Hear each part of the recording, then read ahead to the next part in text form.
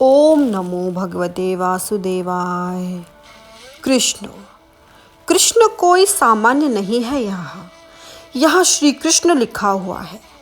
श्री माने लक्ष्मी भी हो सकती है और श्री माने राधा भी हो सकती है, क्योंकि राधा बिना कान्हा आधा, आधा नहीं तो कान्हा नहीं। जैसे राम को प्राप्त करने के लिए हनुमान जी की उपासना आवश्यक है, उसी तरह श्री कृष्ण को प्राप्त करना है तो गोपी बनकर राधा की आराधना आवश्यक है। और पिता का परिचय तो माँ ही करवाती है। यदि बच्चे का जन्म हो, बालक का जन्म हो और जन्म के साथ पिताजी पैसा कमाने के लिए 6 साल 7 साल विदेश चले जाएं, बालक ने तो पिता को कभी देखा नहीं, तो परिचय कौन करवाएगा? माँ ही करवाएगी ना। माँ ही कहेगी ना कि बेटा ये तेरे पिता हैं। वैसे ही इस जगत पिता श्री कृष्ण से हमारा परिचय राधा रानी करवाएंगी। उन्हीं को पुकारो। यदि उनको हृदयंगम कर लिया, उनका आश्रय ले लिया तो कल्याण हो गया। माँ से मिलकर ही वेदांत की ताज पर पहुँचने वाले महात्मा ने माँ का आश्रय लिया। हमारे आदि गुरु महाशंकराचार्य, क्या कहूँ इनके बारे में, कोई शब्द ही नहीं है। रोम रोम में जिनके वेद, जिनकी जिह्वा पर वेद के सूत्र निकलते थे, वही महात्मा अंतिम शब्द लिखते हैं, न मंत्रम नो यंत्रम तदपि च न जाने स्तुति महो, न चाहवानम ध्यानम तदपि च न जाने स्तुति कथा, न जाने मुद्रास्ते तदपि च न जाने विलपनम, परम जाने मातस्वदनुसरणम क्लेशम हरणम। ये दुर्गा सप्तशती में लिखा हुआ है। माँ, मैं न स्तुति जानता हूँ, न ऋचा बोल सकता हूँ, न मैं कथा कर सकता हूँ। अरे मुझे तो रोना भी नहीं आता। मैं तो केवल तेरे चेहरे का दर्शन करता हूँ, दर्शन करके प्रसन्न हो जाता हूँ। मेरी एक ही अंतिम इच्छा है। माँ बोली, क्या है? यथा योग्यम, तुझे जो ठीक लगे सो कर। माँ, अब मैं तेरी शरण में हूँ। माँ के चरण स्पर्श किए मगर पिता नहीं मिलता। माँ के चरणों में तो स्वर्ग है। माँ की गोद में जो शीतलता है वह हिमालय की गोद में भी नहीं है। माँ 75 साल की हो और उनका पुत्र 50 साल का हो तो फिर भी माँ की गोद में सो जाए तो नींद आ जाएगी। और माँ के लिए बालक तो बालक ही है, चाहे वह कितना ही बड़ा क्यों ना हो जाए। श्री कृष्णाय वयम नमः। हे भगवान श्री कृष्ण, हे राधा रानी, हे रानी राधा, हम आपको नमन कर रहे हैं। यह नमन भी मंगलाचरण है। मंगल चरण का अर्थ 5 कर्मेंद्रिय, 5 ज्ञानेंद्रिय, 11वां मन ईश्वर तत्व में लगाना। तो यही है मंगलाचरण। जिसका आचरण मंगलमय है, उसको याद करने से हमारा भी जीवन, हमारा कार्य मंगलमय हो जाए। इसीलिए हम मंगलाचरण करें। घर के बाहर निकलो तो 5 बार नारायण नारायण नारायण नारायण नारायण बोलो। यह मंगलाचरण हो गया। अपने इष्ट देव को याद करो, यह मंगलाचरण हो गया। मंगलाचरण 3 बार होना चाहिए, एक सुबह, एक दोपहर और शाम जो त्रिकाल संध्या होती है, यह मंगलाचरण है। जिसकी कथा है उसकी वंदना होती है और इसी के बाद कथा कहते हैं। भगवान शिव कहते हैं, हमने भी ऐसी कथा सुनी है, जब जब परमात्मा अवतार धारण करते हैं तो उनकी गाथा गाने के लिए, उसकी कीर्ति बढ़ाने के लिए भगवान शिव जी बार बार अवतार धारण करते हैं। वह उस अवतार के पीछे पीछे आते हैं। त्रेता युग में जब राम अवतार धारण किए तो हनुमान जी बनकर आए शिव जी महाराज। यहाँ श्री कृष्ण का यशगान करने के लिए एक श्याम सुंदर बालक का रूप धारण करके आए। शोभा आभा स्वरूप वैसा ही, श्री कृष्ण जैसा ही वर्ण, कृष्ण जैसा ही स्वरूप, वही भगवान शुकाचार्य की वंदना करें। यम प्रव्रजन्तमनुपेतम पेत कृत्यम। ये परिव्राजक महात्मा नहीं हैं जो गए सो गए, जिनका अभी यज्ञोपवीत संस्कार नहीं हुआ, जन्म का साथी घर को छोड़कर भाग चला और पिताजी ममता में बंधे हुए इस रस्सी के पीछे दौड़े तो जो शुक्राचार्य सर्वभूतरतः हर एक जगह में निवास कर रहा है, जिसकी इस परमात्मा के साथ आत्मीयता हो गई है, उन्होंने वृक्ष बनकर जवाब दिया कि हे व्यास जी, हम भी अपने फल को स्वयं ग्रहण नहीं करते, आप भी न रखें, आप भी दे दें। ये पुत्र आपका फल है।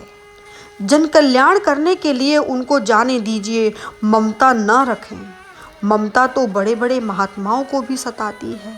महात्मा तो घर को छोड़ सकते हैं, पत्नी को छोड़ सकते हैं, पुत्र को, प्रतिष्ठा को, पदवी को। यह ममता है, क्या करोगे इसका? बहुत कठिन है ममता का त्याग। यह मन में रहती है। महात्मा जी को कुटिया में बैठे बैठे सायंकाल होता है, सब कुछ सर्वस्व छोड़ दिया, लेकिन ममता सताती है। ममता में बड़ी शक्ति है, वह मनुष्य को बांध देती है। तो व्यास जी भी बंधे हैं ममता में। इस संसार रूपी चाक में चित्त रूपी मिट्टी को रखा है और गुरुदेव जी, मुझे खुद को पता नहीं क्या बनने वाला है। सकोरा बनेगा, कटोरी बनेगी, थाली बनेगी, कुंभ बनेगा या घट बनेगा। आश्रय कर लो, ममता छूटती नहीं है। भगवान वेद व्यास जी भी ममता में फंसे हुए हैं। अहमत्व और ममता। श्रीमद् भागवत में 2 जगह पर उनकी चर्चा आई है, एक तो भीष्म पितामह के प्रसंग में और एक दामोदर लीला के प्रसंग में। वहाँ अहमता और ममता की लीला आई है। वही भगवान शुकाचार्य महाराज की वंदना कर अब जहाँ से इस कथा का प्रारंभ होने वाला है, वहाँ भगवान वेदव्यास जी हमें ले जा रहे हैं। कथा का प्रारंभ। एक बार नैमिषारण्य सीतापुर जिले में गोमती नदी के किनारे पर है। वहाँ सभी महात्मा इकट्ठा हुए और उन लोगों ने विचार किया कि हम 1000 साल तक ज्ञान यज्ञ करें। श्रोता थे, प्रवक्ता भी थे, लेकिन कथा कहाँ करें? तो वे ब्रह्मलोक में जहाँ परम श्रुति की सरिता है और समाधि भी, वहाँ आए। भाषा का वाचार्थ एक है, व्यंग्यार्थ दूसरा।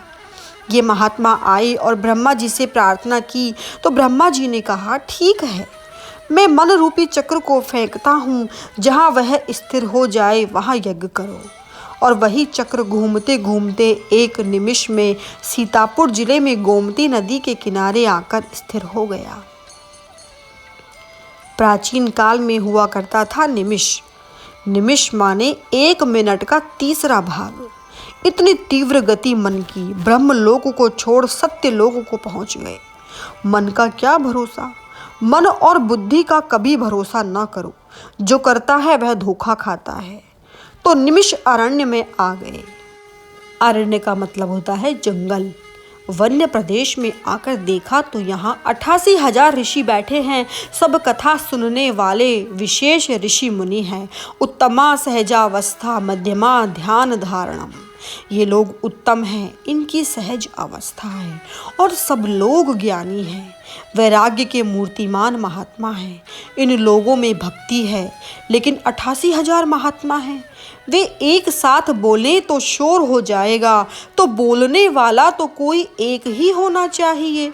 उन लोगों की श्रद्धा से एक विशिष्ट महाराज का आगमन हुआ, सूत पुराणी, जिनका नाम है लोमहर्षण। लोमहर्षण का बहुत सुंदर अर्थ है। भगवान का नाम सुनते ही जिनका रोम हर्षण हो जाता है, खड़े हो जाते हैं रोम रोम उनके, उनका नाम है लोमहर्षण।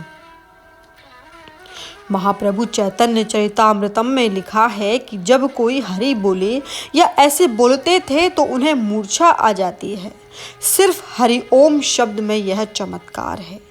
क्या महात्मा थे, क्या प्रतिभा थी, क्या सुंदरता। नीम के पेड़ के नीचे उनका जन्म हुआ, इसलिए उनका नाम निमाई रखा गया। बाकी तो उनकी माँ ने उनका नाम गौर सुंदर रखा, क्योंकि गोरे तो वे थे ही और बहुत सुंदर भी थे, इसलिए नाम रखा गौर सुंदर। हरे कृष्ण हरे नाम राधे गोविंदा, श्री कृष्ण चैतन्य प्रभु नित्यानंदा। हरि बोल हरि बोल हरि हरि हरि बोल, हरि बोल हरि बोल हरि हरि हरि बोल। ये लोग महामती हैं। 4 प्रकार की मति बताई गई है, महामती, सुमति, कुमति एवं मंदमती। ये लोग तो महामती हैं, हम वहाँ कब पहुँचे भगवान जाने। मंदमती शब्द मानस में बार बार आता है, नाम मंथरा मंदमती। मंदमती गोस्वामी ने अपने आप को मंदमती कहा है। वह तो एक भाव था भक्त के लिए, ये शब्द नहीं थे। ये सब महामती लोग बैठे हैं, फिर भी कितने विनम्र हैं। जैसे जैसे ज्ञान महात्मा पचाते हैं वैसे वैसे विनम्र हो जाते हैं। ये तो पूरे घट हैं। ये लोग इसीलिए कोई आवाज़ नहीं कर रहे हैं। बाकी तो आधे घट होते हैं, वो ज़्यादा आवाज़ करते हैं, उनका माथा हमेशा ऊंचा रहता है। क्या भाव है इन लोगों का, क्या दिनचर्या है इन लोगों की, यहाँ आकर बैठे हैं। तो भगवान वेदव्यास ने कहा, कथा मृदु रसा स्वाद, अर्थात कथा का रसामृत पान करने के लिए ये लोग आए हैं। ये लोग शराबी हैं। जैसे शराबी को पता नहीं कितने बज जाते हैं, 6-7 बजे शाम की घंटी बजती है तो उनकी खोपड़ी शुरू हो जाती है। नशे के लिए लोग तड़पते रहते हैं। हे मेरे भाई, हे मेरी बहन, तो हरि नाम का व्यसन लगाओ, कथा सुनाने और सुनने का व्यसन लगाओ। कथा कहना सुनना दोनों भक्ति है, दोनों भक्ति हैं, एक श्रवण भक्ति और एक कथन भक्ति। तो श्रोता बोले, महाराज रात्रि को दूर करने के लिए एक सूर्य पर्याप्त है। हमारे मन में जो अंधकार है अज्ञान के कारण, आप उसे दूर करो तो आप तो करोड़ों सूर्य के बराबर हैं। एक सूर्य से अंधकार चला जाता है तो आप तो करोड़ों सूर्य के बराबर हैं। इस श्लोक में श्रोता वक्ता पर कितना निर्भर है, कितना आश्रित है, कितना भरोसा दिखाई देता है। महाराज जो कुछ बताएंगे हमारे लिए सब ठीक ही होगा। संभवतः भक्त पकड़ लेते हैं कि महाराज यहाँ गलती हो गई, पर यहाँ तो बिल्कुल समर्पित है। कथा में क्रांति इसीलिए नहीं आती। आज लोग पूछते हैं कि कितने हजार लोग कथा सुनते हैं तो जो होना चाहिए वह क्यों नहीं होता। इसका कारण है, कथा में 2 बात बहुत आवश्यक है। एक तो वक्ता संत होना चाहिए, निष्प्रही होना चाहिए और संपूर्ण शरणागति होना चाहिए। यदि श्रोता समर्पित हो और वक्ता संत न हो, या वक्ता संत है और श्रोता समर्पित न हो, तो क्रांति नहीं होगी। परीक्षित महाराज में संपूर्ण शरणागति है। अब आपको जो ठीक लगे वो कर लो महाराज। 7 दिन बाकी रह गए। सुखदेव जी महाराज केवल ब्रह्म ज्ञानी नहीं, ब्रह्म दृष्टा भी है। वह केवल व्याख्या करने वाला महात्मा नहीं, सारतत्व देने वाला संत है। अतः न जाने हनुमान जी महाराज कैसी कथा सुनते हैं। सदियां बीत गई, युग बीत गए, लेकिन आकर बैठ जाते हैं बस। अरे हनुमान जी से क्या मतलब, वो तो जानते हैं कि यह क्या तत्व है, और इसको तो प्रमाण महाभारत में भी देख सकते हैं। कृष्ण की सहायता करने के लिए हमेशा ध्वजा के ऊपर बैठते थे। इस प्रसंग में तो यही समझ में आया है। यह चित्र देखो, युद्ध हो रहा है तो ठाकुर जी आगे बैठे हैं और अर्जुन जी पीछे बैठे हैं, और वह गदा नहीं दिखाई देती, हनुमान जी ऊपर बैठे हुए हैं। यह चित्र एक बात बता रहा है कि भगवान गीता गा रहे हैं और अर्जुन सुन रहा है, लेकिन अर्जुन तो डरपोक है, पलायन कर जाता है, भाग जाता है, संशयी है, प्रत्युत्तर कर रहा है। उसने भगवान की गीता पूर्ण रूपेण सुनी या ना सुनी यह कहना थोड़ा कठिन है, लेकिन हनुमान जी तो ऊपर बैठे हुए हैं, उन्होंने तो पूरी गीता सुनी है। बिल्कुल कोई सवाल नहीं, बस आराम से सुन रहे हैं। तो जहाँ जहाँ प्रभु का गुणगान होता है वहाँ वहाँ वो हाजिर हो जाते हैं। तो श्रोता समर्पित होना चाहिए, वक्ता संत होना चाहिए, तब क्रांति होती है। श्रोता का और वक्ता का लक्षण आगे जो 6वां अध्याय है उसमें आएगा। महाराज आप तो कोटि सूर्य समान हैं, हमें कथा नहीं सुननी है। महाराज जन्म के साथ कोई व्यक्ति शास्त्र का अध्ययन करना शुरू कर दे तो अंतिम सांस तक कोई अंत ही नहीं। तो हमारे पास समय कहाँ है महाराज? आपके गुरु व्यास महाराज ने तो सब कुछ आपको दे दिया है। आपको रोम रोम वेद उपनिषद श्रुति सब कुछ है, तो हमें कथा नहीं सुननी है। कथा सार दे दो, कथा सार। कथा नहीं, हमें दूध नहीं पीना, हमें दही नहीं चाहिए, हमें छाछ नहीं पीना है, हमें जो ये मक्खन है ना वह दे दो महाराज। हमारे पास समय कहाँ है महाराज, भयंकर कलिकाल आ रहा है। अज्ञान के कारण ज्ञान, भक्ति, वैराग्य सब लुप्त हो रहा है। इस भयंकर कलिकाल में हम क्या करें? हमारा उद्धार करने के लिए मार्गदर्शन कीजिए, क्योंकि हम आपके शरण में आए हुए हैं और हमने सुना है प्रेक्ष्यति गुरु प्रीतो वैकुंठम दुर्लभम, अर्थात जैसे गुरु तुम्हारे जैसे मिल जाएं तो योगियों को तो वैकुंठ दुर्लभ है, वह भी आप दिला सकते हैं महाराज। तो शौनक आदि ऋषियों की प्रीति देखकर सूत पुराणी महाराज बड़े प्रसन्न हुए और तमाम सिद्धांतों का सार भगवान श्री कृष्ण की कथा कहने के लिए उन्होंने तैयारी की। तो उन्होंने एक शर्त भी बताई, सावधानी से सुनो, सावधानतया शृणु। सावधानी से सुनो, हम कथा सुनाने जा रहे हैं। कथा सुनोगे तो तुम्हारा थकान उतर जाएगी, कथा को सुनोगे तो तुम्हारा थाक उतर जाएगा।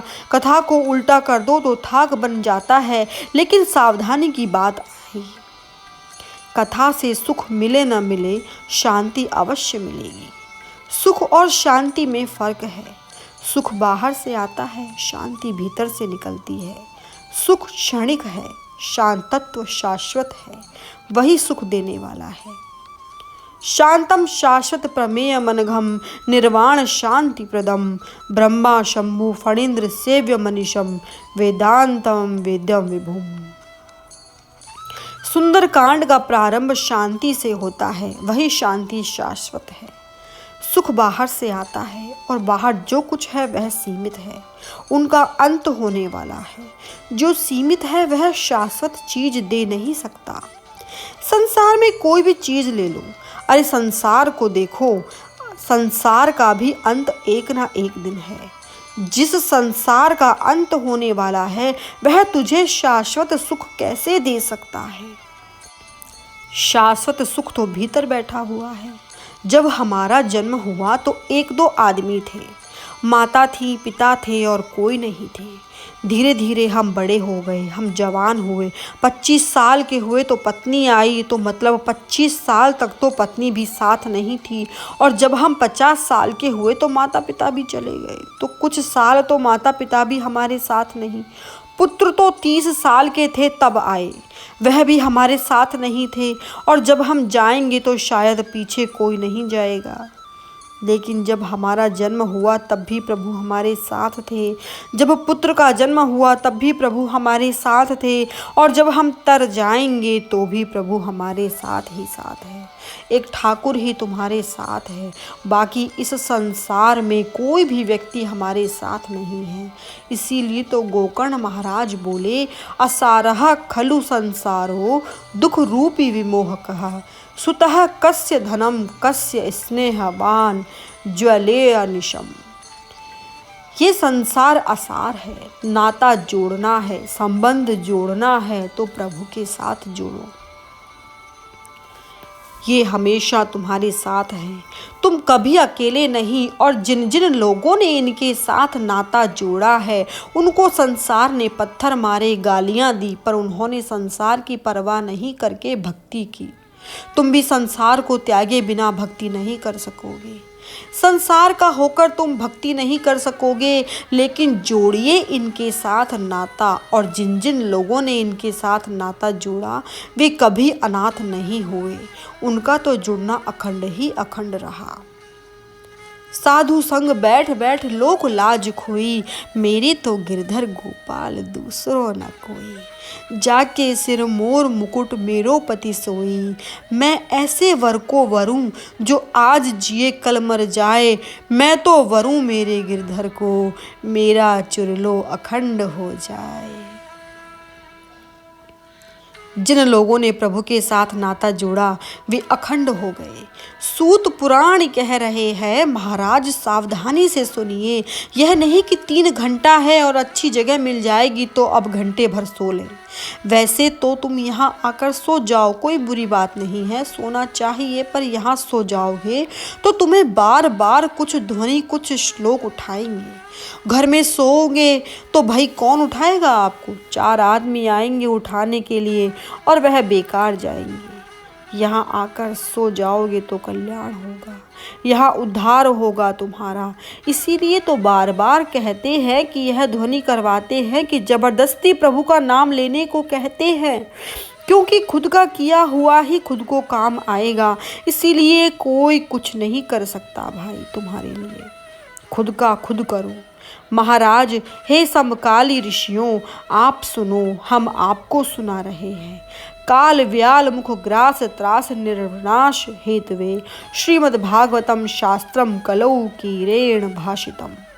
यह भयंकर कलिकाल आ रहा है और व्याल की उपाधि व्याल मानो, सर्प तो सांप में या मृत्यु में जाना तो है ही हमें। यदि बचना है कोई उपाय बताओ। मैं कहूँ कि सूत पुराणी कहे कली कीरेण भाषितम। कली कीरेण का यहाँ 2 अर्थ होता है। एक तो शुकाचार्य हो सकता है जिन्होंने यह ग्रंथ गाया है, दूसरा कोई यंत्र भी हो सकता है। जैसे कोई आदमी कुएं में गिर जाए तो रस्सी से या यंत्र से हम उसे बाहर निकालते हैं। तो ये जो काल है, ये मौत, इसमें आधे तो हो गए हम, मरने वाले हैं। यदि बचना है तो श्रीमद् भागवत रूपी यंत्र से बाहर निकलो। जैसे ये दांत के डॉक्टर होते हैं, वह कहते हैं कि भाई ये दांत निकालना पड़ेगा यंत्र से। कैंची जैसे यंत्र से उसको निकालते हैं, खींचते हैं। तो काल के मुख में तो हम गए और बचना है तो श्रीमद् भागवत रूपी कलौ कीरेण भाषितम, श्रीमद् भागवत मृत्यु से बचाएगी। यही बात नहीं है, बात मृत्यु के भय से बचने की है। मैं पहले भी कह चुकी हूँ कि मृत्यु, मौत तो एक महोत्सव है, इसमें रोना नहीं चाहिए। तुम देख लेना कि महात्मा का श्रेय शांत होता है तो भक्त भजन कीर्तन करते हैं, वे रोते नहीं, रोना नहीं चाहिए। वाल्मीकि रामायण में तो यहाँ तक बताया गया है कि इसको समझो, यदि आदमी मर जाए और परिवार खूब रोए तो कष्ट उस आदमी को उठाना पड़ता है। ज़्यादा नहीं रोना चाहिए, ज़्यादा न रोए। तो कलयुग रूपी व्याल में जाने से बचना है तो एक ही उपाय है, श्रीमद् भागवत। राम के नाम की बहार है नैमिषारण्य में। 81,000 ऋषियों का 1000 साल तक सत्र चले, भगवान का संकीर्तन हो, इसी भावना से बैठे हैं। श्रवणक महाराज हैं महामती, कथा रसा स्वाद लेने में कुशल है। उन्होंने सवाल पूछा कि महाराज, भविष्य में घोर कलिकाल आ रहा है, लोग आलसी हो जाएंगे, पाप करेंगे, लेकिन पाप का फल भुगतने की इच्छा नहीं करेंगे। तो उस समय मनुष्य जीव अपना कल्याण कैसे करे? ऐसा कोई सरल उपाय बताए जिससे जीव घोर कलिकाल में अपनी मुक्ति प्राप्त कर ले। आपके गुरु व्यास महाराज ने कृपा कर सर्वस्व आपको दिया है, हमें कथा नहीं कथा सार दे दीजिए। यह पुण्य सवाल सुनकर सूत पुराणी महाराज ने बड़े प्रसन्न मन होकर कहा कि हे शौनक, आपका सवाल सुंदर है, तो अब जवाब भी सुनिए। एतस्माद् परम किंचन मनः शुद्धये न विद्यते, जन्मांतरे भवेत पुण्यम तदा भागवतम लभेत। अर्थात मन को शुद्ध करने का सबसे सरल उपाय श्रीमद् भागवत का आश्रय है। जो कोई उसका आश्रय लेता है उसका मन शुद्ध हो जाता है। कलयुग में ऐसा दूसरा सरल साधन नहीं है। इसको जरा बढ़ा दीजिए भाई। ये भागवत और रामायण जन्म जन्मांतर के उदित पुण्यों के कारण अवसर देते हैं मन को शुद्ध करने का। तो मैं आपको श्रीमद् भागवत सुनाऊं, भगवान के 24 अवतारों की कथा, इनसे अधिक अपने भक्तों की कथा है। भागवत धर्म है, भागवत पुरुषार्थ है। वैसे धर्मशास्त्रों ने केवल 4 पुरुषार्थ बताए हैं, लेकिन ये पंचम प्रेम पुरुषार्थ है। प्रेम शब्द समाज में आज कलंकित कर दिया गया है। प्रेम बुरा शब्द नहीं है। आज लोग प्रेम का अर्थ समझते नहीं हैं, उसको कलंकित कर दिया है। प्रेम बहुत पवित्र शब्द है। प्रेम किया तो भगवान बहुलाश्व के पास गए, प्रेम किया तो सुदामा के पास आए। प्रेम में हमेशा प्रेमी अपने प्रियतम की ही सोचता है। शोक मिटाकर प्रेमी सर्वस्व बन जाता है। ये प्रेम पुरुषार्थ है, इसको सिद्ध कैसे करना है, श्रीमद् भागवत हमें बताती है। हे शौनक, आपने जो सवाल पूछा है इसके जवाब में यह सवाल तो पहले पूछा गया है। किसने पूछा, क्या जवाब मिला, यह सारी बात बता दूं तो इसमें मेरा कुछ नहीं। यह परीक्षित महाराज गंगा के किनारे बैठे और शुकदेव महाराज ने वहां 7 दिन की कथा सुनाई थी। इसमें हजारों की संख्या में ऋषि मुनि एकत्रित होकर सुन रहे थे। मेरी भी हाजिरी थी। ऋषि महाराज जब कथा सुना रहे थे मैंने भी सुनी, वही मैं आपको दोहरा देता हूँ। गंगा के किनारे जब शुकाचार्य महाराज कथा कह रहे थे तो आकाश में से देवता भी आए। शुकम नत्वा वदन सर्वे स्वकार्य कुशलः सुरः कथा सुधाम प्रयच्छस्व गृही त्वैव सुधामिमाम। आकाश से देवता आए अमृत का कुंभ लेकर और आते ही शुकदेव महाराज से कहा कि प्रभु, ये जो भागवत अमृत है वह हमें दे दो और भक्ति के बदले में हम आपको अमृत दे देते हैं। यह परीक्षित को पिला दो तो मृत्यु नहीं आएगी, वह अमर बन जाएगा। आखिर वही तो वह चाहता है। वह थोड़ा कटाक्ष है, मानो व्यास महाराज थोड़ा नाराज हैं देवों पर, क्योंकि अपने कार्य को सिद्ध करने के लिए कुशल हैं देव। स्वार्थी लोग हैं ये और व्यापार करने आए हैं। हमें ये दो और तुमको वे दे देते हैं, आप इनके बदले में मुझे ये दे दें। यहाँ यह कोई भक्ति का भाव नहीं है। अभक्त समझकर शुकाचार्य महाराज ने उनको नहीं दिया। क्यों? शुक ने परीक्षित से पूछा कि देखो परीक्षित, ये देवता तुझे अमृत पिलाने के लिए आए हैं। तुझे इन देवताओं का अमृत चाहिए या श्रीमद् भागवत का अमृत चाहिए? क्या दूं तुझे? परीक्षित ने पूछा, महाराज, इन देवताओं के अमृत से क्या होगा और इस भागवत अमृत से क्या होगा, यह पहले बताए। शुकदेव जी महाराज बोले, देवताओं के अमृत से तो तू अमर हो जाएगा, पर श्रीमद् भागवत जो है इससे अमर नहीं होगा, लेकिन भक्ति की प्राप्ति होगी, तुझे भगवान मिलेगा। तो तू बता तुझे क्या चाहिए? देवता अमर हो गए, लेकिन अभय नहीं है, निर्भय नहीं है। निर्भयता तो केवल सत्यता से आती है। गलत कार्य किया तो आदमी चाहे कितना बड़ा क्यों ना हो जाए, वह डरेगा। ये इनकम टैक्स इंस्पेक्टर जब आते हैं साल में एक बार, यदि सेठ जी की किताब ठीक नहीं तो 2-3 दिन तक उन्हें नींद नहीं आती, क्योंकि गलत किया है, पकड़ा न जाए, दंड लगेगा, बदनामी होगी। सत्यता ही तुम्हें निर्भय कर सकती है। असत्य मार्ग पर चाहे कोई भी क्यों ना हो। रावण जैसे बाहुबली ने कैलाश अपने बाएं हाथ पर उठा लिया। तमाम देवता जिनके सामने झुक गए, वही आदमी कुमति पर जब गया सीता का अपहरण करने, तो गोस्वामी जी ने जो शब्द लिखा है कि जिमी कुपंथ पग देत खगेशा रहे न तेज बुद्धि बल लेशा, अर्थात वह भयभीत हो गया, डरने लगा कि कहीं से राम ना आ जाएं, लक्ष्मण ना आ जाएं, क्योंकि गलत रास्ते पर जा रहा था। तो तुम अभय नहीं होगे, तुम्हें भगवान मिलेगा यहाँ से। परीक्षित ने कहा, नहीं महाराज, हमें तो ठाकुर चाहिए, मुझे श्री कृष्ण चाहिए। ये जो देवता हैं, ये लोग आकर मंडप में चुपचाप कहीं बैठ गए तो शुकदेव महाराज नहीं कहेंगे कि तुम यहाँ से निकल जाओ, लेकिन वे सौदेबाजी करने आए तो अभक्त समझकर उनको वहाँ से निकाल दिया गया और कहा, चले जाओ यहाँ से। देवता जहाँ जहाँ गए उनको स्वार्थी ही कहा गया, टीका ही की गई सब जगह, क्योंकि देवता बनने के बाद प्राण और प्रकृति तुम्हारे साथ हैं। जहाँ भी जाओगे पीछा करेगी। जो स्वभाव तुम्हारा आज है वही देव बनने के बाद भी रहेगा। लोभी लोभी ही रहेगा और कामी कामी रहेगा, क्रोधी क्रोधी रहेगा। देव बनने की चेष्टा मत करो, मानव बनने की चेष्टा करो। आज मानवता कम है, मनुष्य दिखाई देते हैं, मानव कम है। एक बड़े बंगले के पास से कोई आदमी गुजर रहा था तो उसने सोचा बड़ा बंगला है, गर्मी का दिन था, खूब प्यास लगी थी, वहां जाकर एक गिलास पानी मिलेगा, अच्छी जगह है। घर में प्रवेश करते ही देखा सेठ जी बैठे हैं। आदमी ने कहा, सेठ जी गर्मी बहुत है, प्यास लगी है, एक गिलास पानी पिलाओ।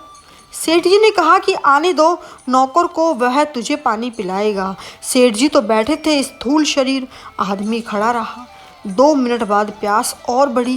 उसने कहा, सेठ जी एक गिलास पानी पिला दो। सेठ जी बोले, मैंने कहा ना कि मानस को आने दो, पिलाएगा तुझे। आदमी और खड़ा रहा 5 मिनट, प्यास और बढ़ती जा रही थी। उसने फिर कहा, सेठ जी जल्दी पिला दो एक गिलास पानी। तो सेठ जी बोले कि सुनते नहीं हो भाई, कह रहा हूँ कि मेरा नौकर मानस अभी आने वाला है, वो तुझे पानी पिलाएगा। तो आदमी ने पुनः कहा, सेठ जी अगर आपको बुरा ना लगे तो एक बात पूछूं। 5 मिनट के लिए मानस बन जाओ, अपने खुद के नौकर बन जाओ और मुझे पानी पिला दो। अगर आप वह व्यक्ति बन जाओगे तो आपका क्या चला जाएगा। मनुष्य को कहना पड़ता है कि तुम मानव बनो, कुत्ते को नहीं कहना पड़ता कि तुम कुत्ता बन जाओ, वह तो है ही। गधे को नहीं कहना पड़ता कि तुम गधा बन जाओ, मनुष्य को कहना पड़ता है कि तुम मानव बन जाओ। मानवता तो रह ही नहीं गई है। ये लोग स्वार्थी हैं, व्यापारी हैं, व्यापार करने आए तो प्रभु को हटा दिया जीवन से। पानी भी नहीं पिला सकते एक प्यासे को। शौनक जी ने कहा, ऋषि सुनिए, मैं आपको मानव की कथा सुनाता हूँ। एक बार नारद महाराज जी ने श्रीमद् भागवत की कथा सुनने का आयोजन किया। अब क्यों आयोजन किया, किसके लिए किया, सब हरि कथा मैं आपको बता दूं तो इसमें मेरा कुछ न रहे। तो ऐसी बात बताई कि एक सवाल शौनक ऋषि के मन में आया। ये नारद जी तो भटकने वाले आदमी, वे किसी एक जगह पर स्थिर बैठते नहीं।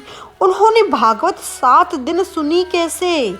नारद को प्रजापति का शाप है न, लोक विग्रह मुक्तस्य नारदस्यास्थिरस्य च। यहाँ नारद की क्वालिफिकेशन का पता नहीं है कि नारद जी क्या हैं। हमने एक कथा सुनी थी कि हमारे मन का स्थूल स्वरूप नहीं है, लेकिन भगवान का जो मन है वह एक स्वरूप है जिसे हम नारद कहते हैं। हम भगवान का मन है और मन हमेशा भटकते रहता है तो नारद हमेशा भटकते हैं। लेकिन व्याकरणाचार्यों ने नारद का अर्थ किया है कि नारद दुख समूह नाशति नारदः, अर्थात जो तमाम दुख का नाश कर दे सो नारद। कैसे करते हैं, नारद नारद ददाति नारद, जो ज्ञान देते हैं सो नारद। और यहाँ क्वालिफिकेशन में शौनक जी कह रहे हैं कि लोक विग्रह मुक्तस्य, विग्रह अर्थात झगड़ा झंझट लड़ाई दंगा फसाद तो इनसे मुक्त है। लोग समझते हैं मानो नारद जी से लड़ाई होने वाली है। नारद जी यानी लड़ाई नहीं, उनसे क्या मतलब, ये लोग मुक्त हैं। महाराज ये एक जगह पर स्थिर कैसे बैठ गए और उन्होंने कथा कैसे सुनी, यह जरा बताइए। तब शुकजी महाराज ने प्रथम अध्याय प्रकरण को सुनाया। अध्यात्म भक्ति में ज्ञान वैराग्य और भक्ति की कथा है। पहले यह बात आती है तो इनका वर्णन करते हैं। सत्संगार्थ समायाता दृश्युस्त्र नारदम। एक बार नारद महाराज जी मृत्यु लोक में घूम रहे थे। वे घूमते घूमते बद्रिकाश्रम में आए। बद्रिकाश्रम जहाँ बद्री नारायण है, जहाँ नर नारायण ने तपस्या की, और वहाँ वे संत भी आए थे। संत का संत से मिलन हुआ, सनकादि ऋषियों का मिलन हुआ। सनातन, सनक और सनंदन, इन 4 महात्माओं के बारे में ऋषियों ने अपने अपने मत बताए कि ये 4 कौन हैं। ब्रह्मा के मानस पुत्र आयु में तो बहुत बड़े हैं, लेकिन उनके शरीर का कोई दर्शन करे तो छोटे छोटे 4-5 साल के बालक दिखाई देते हैं। ये वेदांतियों की 4 दशा है, जागृति, स्वप्न, सुषुप्ति और तूर्य। वैष्णव का चातुर्य है यह। बाल ब्रह्मचारी भगवान का प्रथम जन्म है। सनत कुमारों और नारद जी को परस्पर दर्शन हुआ। एक बात समझ लें, हम हमारी जैसी वृत्ति वैसी ही हमारी सामने वस्तु मिलेगी, वैसी हमारी सृष्टि बन जाती है। संत को संत ही मिलेगा, शराबी को शराबी ही मिलेगा। और संत को पहचानने के लिए तुम्हें संतत्व की ऊंचाई तक पहुंचना ही पड़ेगा, नहीं तो तुम पहचान नहीं सकोगे उनको, गलत फहमी में फंसोगे। संत की व्याख्या महात्माओं ने अपने अपने ढंग से की है कि संत किसको कहें। महात्माओं ने संत की अपनी अपनी व्याख्या बतलाई है। अष्टांग योग के आचार्य पतंजलि ने बताया है कि संत क्या है। संत यानी अहिंसा प्रतिष्ठायाम तत्सनिध्यो वैरत्याग है। जिसके सामने आने पर तुम्हारी हिंसक वृत्ति चली जाए, जिसके दर्शन मात्र से तुम्हारे विचार में परिवर्तन हो जाए, जिसके सानिध्य में तुम्हें शांति मिल जाए, वही संत है। अहिंसा प्रतिष्ठायाम तत्सनिध्यो वैरत्याग है। यह संत की व्याख्या पतंजलि महाराज ने की।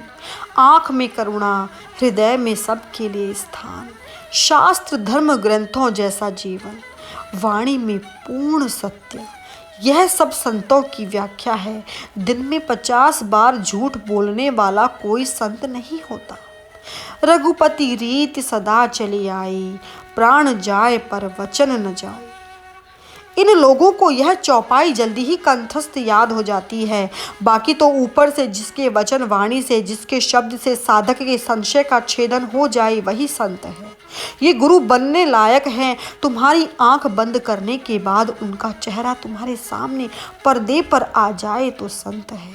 उनका स्वरूप मनोहर है, सुंदर नहीं, ज्ञान से सुंदर और मनोहर में फर्क है। सुंदर तो तुम्हारा शरीर है, आकृति की सुंदरता है जो शरीर पर आश्रित है। यह आदमी सुंदर है, यह औरत सुंदर है, लेकिन मनोहर तो चरित्र पर निर्भर है। मनोहर चेहरा उन्हीं का होता है जिनके मुखारविंद से राम और कृष्ण का नाम निकले। आज लोग पाउडर लिपस्टिक लगाकर सुंदर बन जाते हैं, लेकिन मनोहर नहीं। सीता जी मनोहर हैं, सुमुखी सयानी हैं, क्योंकि उनके मुख से राम राम शब्द हमेशा निकलते रहते थे। राम के सामने जब हनुमान जी ने देखा तब उन्होंने यही कहा, मृदुल मनोहर सुंदर गाता। महाराज, आपका स्वरूप मनोहर है, चेहरा सुंदर है। शरीर तुम्हें मनोहर करना है तो इसके लिए भजन चाहिए, इसके लिए कीर्तन चाहिए, इसके बगैर तो काम नहीं बनता। जितना समय आप और मैं सुंदर दिखाने में लगते हैं, यदि उतना सुंदर बनने में लगा दिया गया होता तो बेड़ा ही पार हो जाता। सुंदर दिखाने में ज़्यादा समय लगाते समय हम आधा आधा घंटा आईने के सामने खड़े रहते हैं घर में। इतना समय सुंदर बनने में लगा दो तो बेड़ा पार हो जाए। मनोहर संत को पहचानने के लिए संत की कक्षा तक पहुंचना पड़ा। सत्य का संग करो, संत अपने आप बन जाओगे। लोग कहते हैं कि आज समाज ऐसा बन गया है तो हम कोशिश करें कि हम 420 न करें, हम बेईमानी ना करें, फिर भी समाज ऐसा बन जाए तो क्या करें? झूठ बोलना पड़ता है। देखो, यदि जीव कोशिश करे, दुनिया है क्या? जैसे पहले भी कहा गया है कि दुख है क्या? दुख 2 जगह है, एक तो शब्दकोश में और दूसरे हमारे मन में। तो दुनिया है क्या? दुनिया कोई पकड़ नहीं सकता। श्री कृष्णम शरणम मम। ओम नमो भगवते वासुदेवाय।